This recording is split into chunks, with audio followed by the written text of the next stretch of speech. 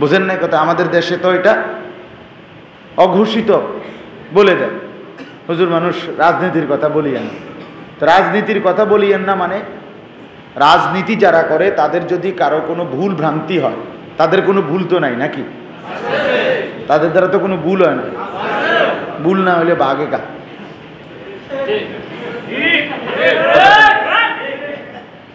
তো পুরোটাই তো ভুল,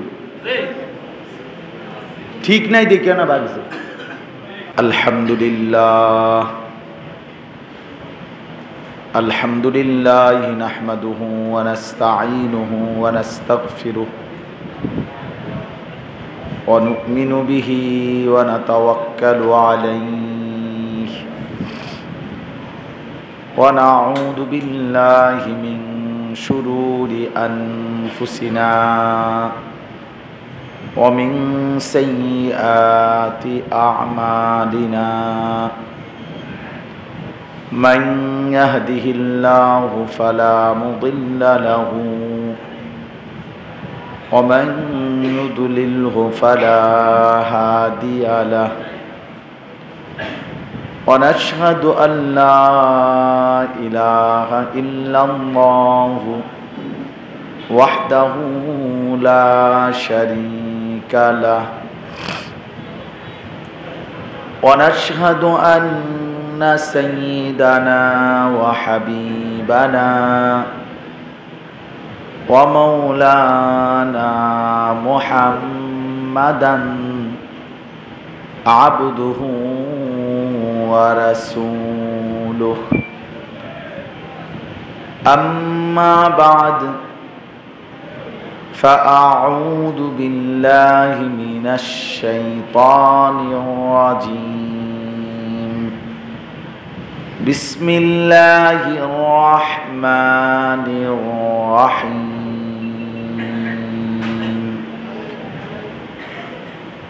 قل يا أيها الناس إني رسول الله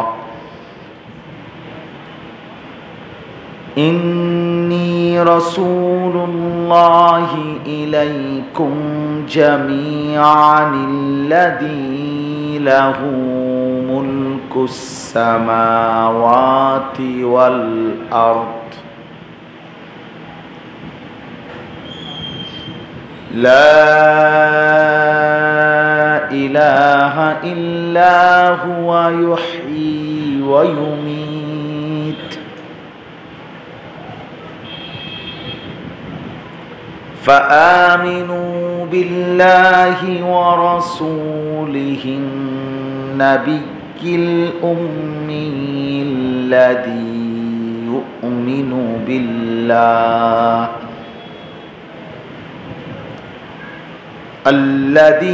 يؤمن بالله وكلماته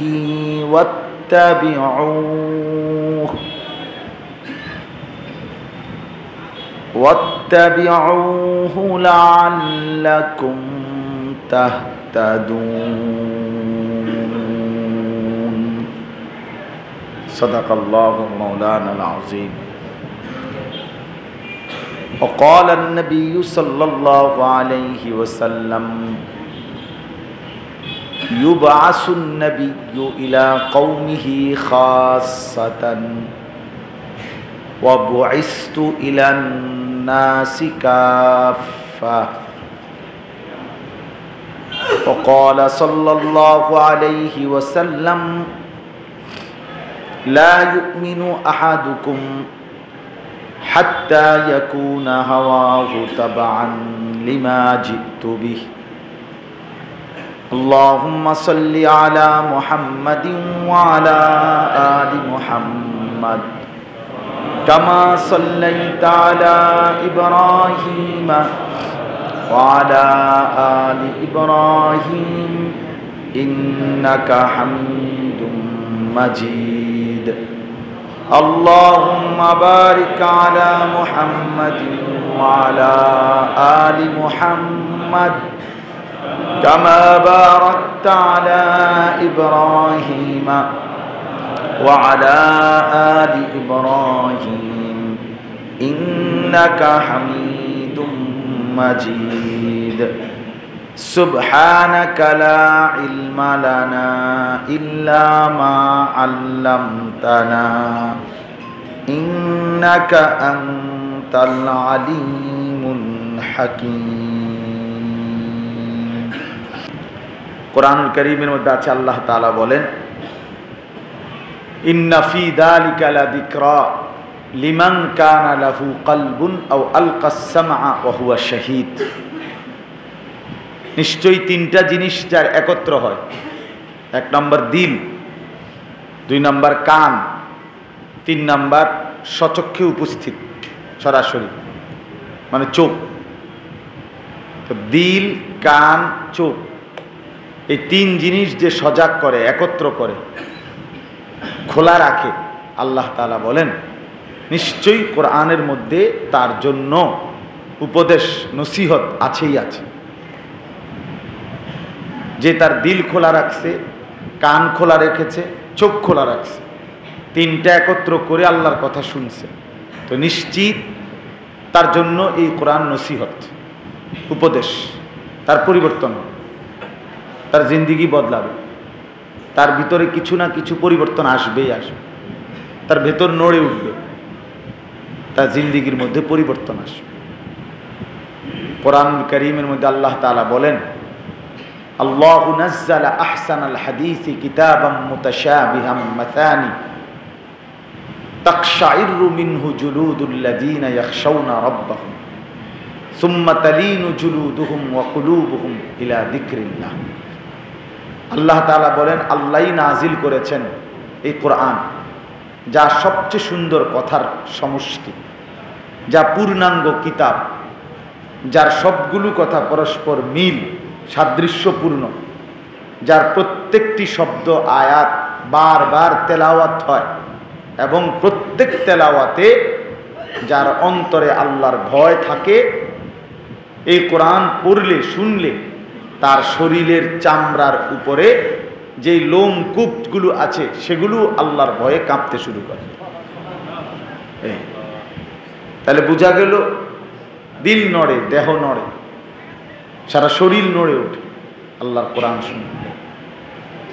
এই জন্য মনোযোগ দিলে, আন্তরিকতা নিয়ে শুনলে কোরআন মানুষের জিন্দিগির মধ্যে নড়াচড়া আনে, অনুভূতি জাগায়, বিবেক জাগায়, ফিকির আসে, নিজের ভিতরে বুঝ বুদ্ধি আসে, ভাবনা আসে। যত মানুষ দেখবেন আন্তরিকতা নিয়ে শুনে না, জওয়ান হোক বুড়া হোক, ওদের কোনো পরিবর্তন নেই। মুরব্বী সামনে বসা, বসে বসে জিমায়, জুমার নামাজে ইমাম সাহেব বয়ান করে, উনি প্রতিদিন প্রতি সপ্তাহে সিস্টেমে এটাও না, উনি বসে বসে ঘুমাইতেছে, ওই অ্যাবোর্ড এইরকমই থাকে। যে ডকের আছে 30 বছর এই ডক, কোনো পরিবর্তন নেই, কোনো রং ঢং জিন্দিগির নাই। এই বন খায় তো বনে খায়, বিড়ি খায় তো বিড়িয়ে খায়, চা দোয়ানে গপ মারে তো এই গফে মারে, মানে যেটা যেমনে আছে এমনি, পরিবর্তন নেই। যুবক ছেলে দেখবেন যেগুলো পিছনে বসে মসজিদে দুষ্টামি করে, মোবাইল টিপতেছে, কথাবার্তা বলতেছে, দুষ্টমি, ধাক্কা ধাক্কি, বেচারা ইমাম সাহেব ওনার বয়ান করতেছে, সে কিছুই শোনে না, আন্তরিকতা নাই, তো ওই অপদার্থই থেকে যায়। ঢুকছেও জাহেল, বের হইছেও জাহেল, দাখালা জাহিলান খারাজা জাহিল। ঢুকবার সময়ও কিছু জানে না, বের হওয়ার সময়ও কিছু জানে না, কারণ সে তো কোনো মনোযোগই দেয় না, আন্তরিকতাই দেয়। আমরা ছোটবেলায় ওস্তাদদের কাছে পড়ছিলাম, এলেম, কোরআন সুন্নাহর এলেম, অনেক গায়রতওয়ালা, আত্মমর্যাদাওয়ালা বুজুর্গানে দিন বলছে, বহুত আত্মসম্মানওয়ালা, প্রেস্টিজওয়ালা। তো বলেন যে তুমি যদি এলেমের জন্য পুরাটা নিজেকে দিয়ে দাও, ইন আতাইতানি কুল্লা, তুমি যদি তোমার নিজেকে পুরা সঁপে দাও এলেমের জন্য, তো এলেম তোমাকে কিছু অংশ দেবে, সামান্য একটু দিবে, তুমি পুরাটা দিবে। এজন্য জীবন যৌবন দিল মন পুরা মেহনত যেই তালেবে এলেম মাদ্রাসায় কোরআন সুন্নাহর এলেম অর্জনের পিছনে ব্যয় করে, তার কিছু এলেম হয়, তার কিছু এলম হয়। এজন্য বাপ পুরা দিল মন আন্তরিকতা দেখাইতে হয়। আজকে একদিনের জন্য বলি নাই, আমি এটা সবসময় বলি। ওয়াহদি ইলাইহি মান ইউনীব, আল্লাহ তাআলা বলেন আমার যে বান্দা আমার দিকে ঝুঁকে আসে আমি তাকে এগিয়ে হেদায়েত দিয়ে থাকি। শর্ত হলো মান ইউনীব, সে ঝুঁকতে হবে, সে এক কদম আগাইতে হবে। সে এক বিগত আসলে আমি এক হাত আসব, বান্দা এক হাত আসলে আমি আল্লাহ দুই হাত আসব। সে যদি হাঁটতে হাঁটতে আসে আমি আল্লাহ তাআলা রহমত মাগফিরাত নিয়ে দৌড়তে দৌড়তে আসব। হ্যাঁ, তোমার আগে আসবো আমি, কিন্তু তুমি রওনা দিতে হবে, রওনা দিতে হবে। এই জন্য বাপ আল্লাহর কথা খুব মনোযোগ দিয়ে শুনতে হয়, আন্তরিকতা নিয়ে শুনতে হয়, খেয়াল করে শুনতে হয়, প্রতিদিন শুনতে হয়। নিজ মসজিদের ইমাম সাহেব, আপনার মহল্লার হোক, উনি আপনার এলাকার হুজুর এই বলে পাত্তা দিলেন না, এটা ঠিক না। জনপ্রিয়তার মোহে পড়া ঠিক না। জনপ্রিয়তা একটা ধোঁকা, অর্থাৎ অমুক বক্তা একটু জনপ্রিয়, অমুক বক্তার একটু পরিচিতি ভালো, এগুলো একদম ফালতু জিনিস। তেমন কোনো আসে যায় না এগুলা দিয়ে।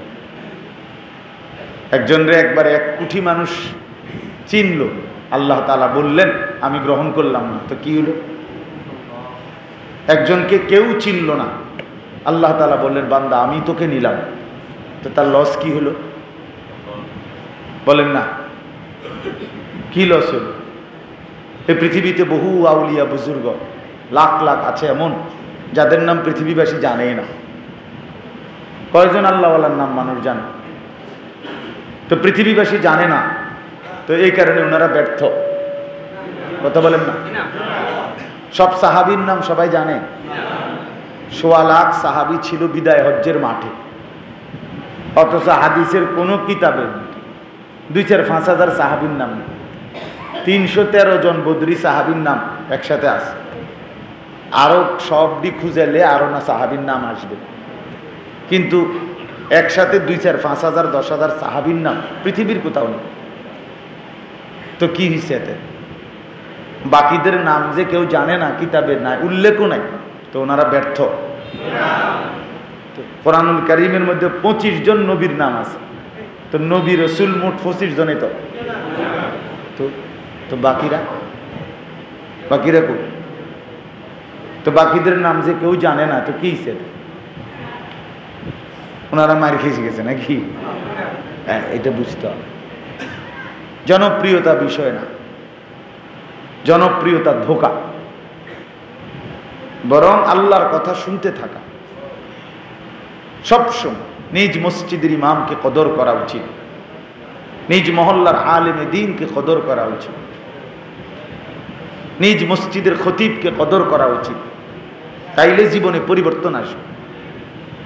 না হুজুরের ক্যাডাছেন আচ্ছা, ফেসবুকে ওয়াজ আসেন, ইউটিউবে আগে চেক কর ওয়াজ আসেন হুজুর, ইউটিউবের আব্বা, ইউটিউবের শরীয়ত, ইউটিউব ফায়সালা দিবে এবার হুজুর বালানা মন্দ, এটা সিদ্ধান্ত দিব ইউটিউব। এটি কোন কথা? এগুলো কি বিষয় বলেন? এই জন্য বাপ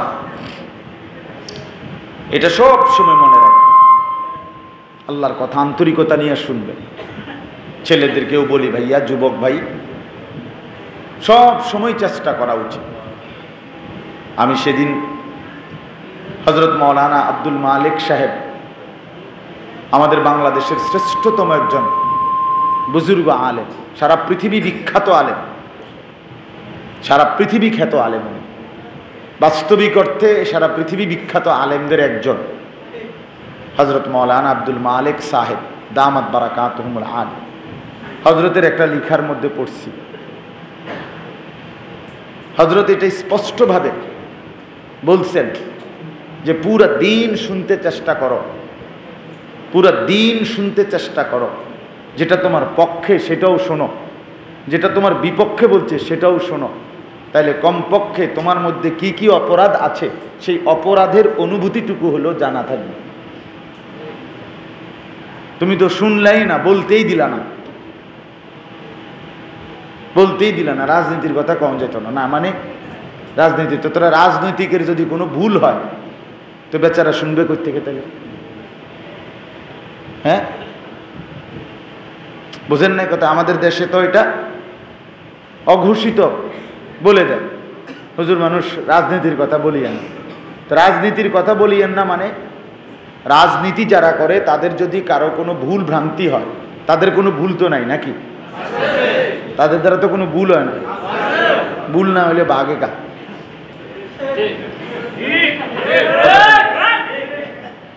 তো পুরোটাই তো ভুল, ঠিক নাই দেখে না বাঘছে। তো এই কারণে বললাম থামাই দিতে নাই, উলামায়ে কেরামের কথাকে কি করতে নাই, থামাইতে নাই, বলতে দিলে ভালো। তাইলে কমপক্ষে এতটুকু অনুভূতি থাকবে যে আমার এটা অন্যায়, আমার এইটা হারাম, তাইলে না ছাড়বার মানসিকতা হবে। বুঝ না আসলে, সে যদি নাই জানে এটা হারাম, সে তো শিখবে কোত্থেকে, সে ছাড়ার মানসিকতা আসবে কোত্থেকে? বেচারা জানেই না এটা সুদ, বেচারা জানেই না এটা হারাম ব্যবসা। অসংখ্য ব্যবসার মধ্যে হাজার হাজার আইটেম। ব্যবসা এক কথায় ব্যবসা হালাল না এটা বললে হবে না, এখন ব্যবসা অনেক কিছু, কত আইটেমের কত পদ্ধতির মার্কেটে ব্যবসা। এই টাকা দিচ্ছে, বিনিয়োগ নিচ্ছে, কেমনে কি করতেছে, এই সব কিছু যিনি যেই ব্যবসার সাথে সম্পৃক্ত, উপার্জনের যে যেটার সাথে সম্পৃক্ত, খোদার কসম তার উচিত কমপক্ষে তার ওইটুকুর বিষয়ে, ও না ভাই আমার লাগবে না, আপনি খান, মসজিদ ভাই খান, ওইটুকু বিষয় সম্পর্কে কমপক্ষে শরীয়তের মাসআলা জানা, তাহলে অনেক সহজ মাস। দুর্ভাগা মুসলমান শুনতেই চায়। আপনি কমপক্ষে আপনার মুদি দোকানটার মধ্যে যেই যেই আইটেমে মাল নিতেছেন, টাকা পরিশোধ করতেছেন, এখানে হালাল হারাম কি এদূর জানেন? আপনারটাই আপনি কদ্দূর জিজ্ঞাসা করে নেন একজন ভালো আলেম থেকে? না, জানবেই না, জানলে তো বুঝে লাইলে হারাম, তত পারবে না আর করতে। এটা তো উচিত না। এই জন্য আমি বললাম আপনাদের কাছে, এক মুসলমান মূলত ইসলাম থেকে অমুখাপেক্ষী হইতে পারে না। কোরআন সুন্নাহর ইলম থেকে মুসলমান আপনার বিমুখ হইতে পারে না, তাইলে সে মুসলমান না, তাইলে সে মুসলমান না। আমি সবসময় এটা বলার চেষ্টা করি, এতটুকু হোক আমার কাজ, যেটুকু এতটুকু পরিমাণ কমপক্ষে শরীয়তের বিধান জেনে নেওয়া আমার উপরে ফরজে আইন। আমি ব্যবসায়ী করি, তা আমার অংশের মাসআলা আমি জানি না। আমি ক্ষেত খামার করি, তো আমার 71 মাসআলা জানি না, আমি বাকিটা না জানলাম।